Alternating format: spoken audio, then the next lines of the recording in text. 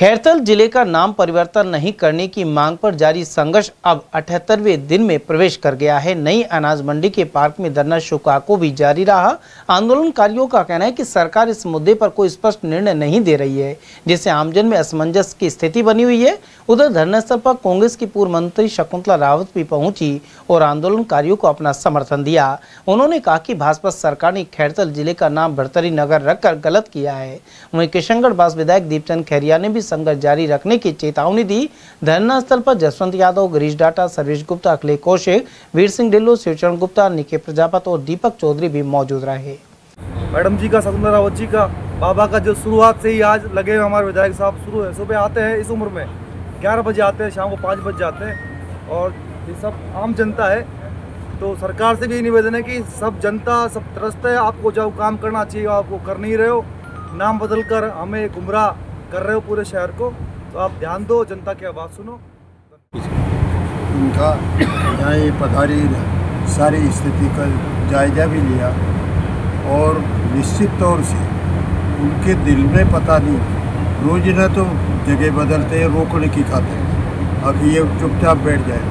किशनगढ़ ने वो अपने ये काम और उसका परा नहीं वगैरह कभी नहीं बिगड़ा नहीं, कभी वो अपने कोटका सिंह, कभी बूढ़ी बावल, कभी कहर ये नाटक कर रहे हैं। ये सरकार कर रही है, इस टाइप की सरकार चलती है। 2 साल से ऊपर यहाँ हो गए थे, क्या हुआ? वो इन्होंने देख लिया क्या कि हम बुरा काम किया है। खैरथल यहाँ से होकर जा रही थी। खैरथल में जो आपका ये धरना चल रहा है, मेरी तरफ से मैं तो पहले इनको बहुत बहुत धन्यवाद देती हूँ कि कितना संघर्ष कर रहे हैं। जो जिला बचाव से संघर्ष समिति है कि एक सरकार तो ऐसी बनी जिसने कि ग्रामीणों की समस्याओं को देखते हुए कि दूर नहीं जाना पड़े, बस में चक्कर नहीं काटने पड़े और कलेक्टर एसपी यहीं पर बैठे खैरथल में ऐसी व्यवस्था हो, क्योंकि खैरथल मंडी भी बहुत बड़ी है, बाजार भी है और आसपास गांव है।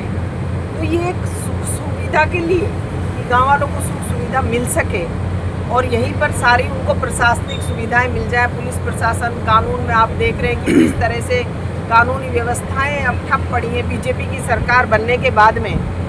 भाई आप सरकारें जब भी बनती हैं तो जो पिछली सरकारों को काम होता है उसको मिटाने का काम कभी नहीं करती है।